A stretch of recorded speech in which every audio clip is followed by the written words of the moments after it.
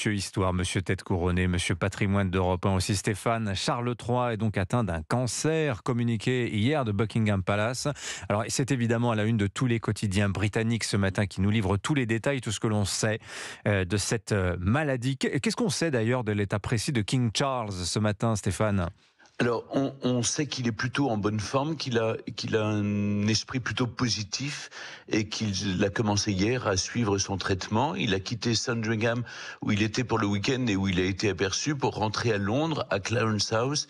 Donc, il est inutile de se précipiter devant Buckingham Palace puisqu'il n'y vit pas.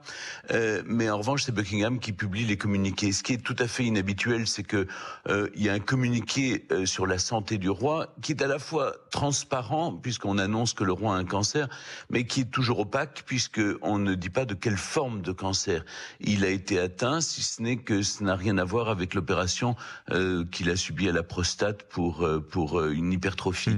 Donc voilà, il a bon esprit, il continue d'exercer ses prérogatives royales, c'est-à-dire il peut recevoir le Premier ministre, il signe les lois et les documents officiels, et il peut même rencontrer les membres du Privy Council, le conseil privé. En revanche, sur le conseil de ses médecins, il ralentit ses activités de représentation officielle, donc il va plus sortir. Oui.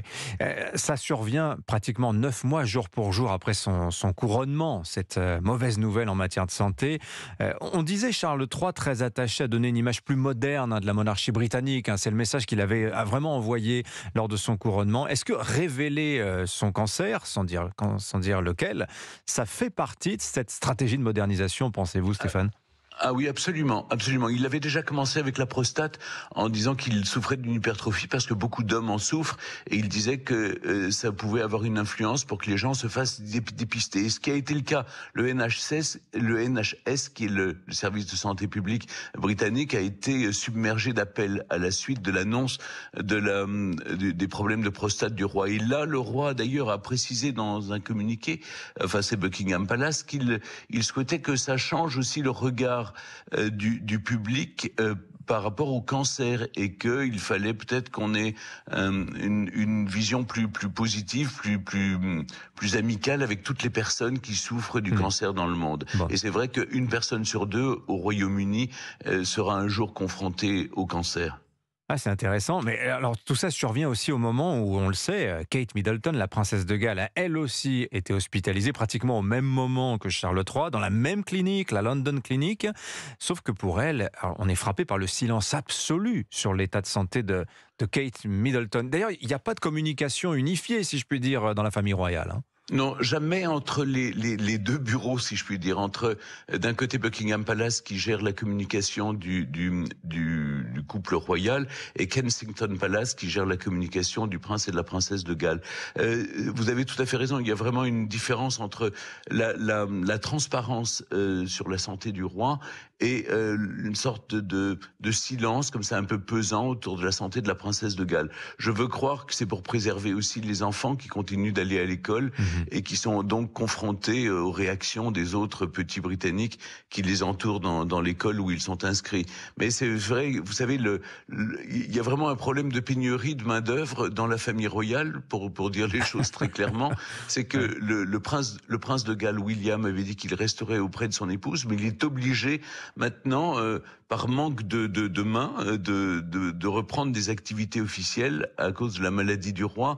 Vous savez qui travaille aujourd'hui? Il y a la reine Camilla, 77 ans, la princesse Anne, la sœur de Charles, 73 ans, oui. et le prince Édouard, 60 ans, le duc d'Édimbourg. Donc c'est vrai qu'on manque cruellement de personnes pour assumer toutes les représentations. Ce qui est assez rassurant dans le communiqué, c'est qu'on dit que le roi subit son traitement et que tout se passe bien, qu'il a bon esprit. Ce qui m'inquiète davantage, c'est de penser qu'il a parlé à son fils cadet Harry, et lequel a décidé de prendre un avion pour rentrer à Londres. Mais pourquoi ça vous inquiète? Au contraire, on se dit qu'il peut-être que la famille va se ressouder autour de la maladie du roi. Vous avez raison, la famille va se réconcilier, mais si vous voulez, quand votre fils rentre... cela dit, il n'a pas dit qu'il rentrait dans la nuit, il a dit qu'il rentrait dans les prochains jours. Oui. Je trouve ça plutôt positif, tout le monde peut se réconcilier autour de la maladie du roi, mais si vous voulez, c'est un choc pour les Britanniques. Vous avez cité tout à l'heure, Dimitri, la presse britannique. Vous pensez que la Chambre des communes a interrompu ces débats pour une communication officielle et souhaiter un prompt rétablissement au roi. C'est-à-dire que quand le roi souffre, c'est tout le pays qui retient son attention et qui est en haleine, en fait. C'est assez étonnant ce qui Mais se vous passe. avez raison, c'est bien, ça permet voilà, d'évaluer la mesure de l'événement, parce que certains auditeurs d'Europe 1 doivent se dire mais pourquoi ils prennent 6 minutes pour parler du roi Charles III? Après tout, ça n'a pas l'air si grave que ça. Non, non, c'est vraiment un choc national outre-Manche, et c'est vrai que pour des Français, c'est toujours fascinant. Stéphane, international, Dimitri, oui. international aussi, parce que Joe Biden qui s'inquiète, le président de la République qui envoie un message, enfin le monde entier est au chevet du roi là. Ah oui, oui, on a tous les détails dans les journaux ce matin sur les petits pépins de santé du roi au cours de sa vie, ce pouce qui s'est écrasé avec un marteau en faisant du jardin, etc.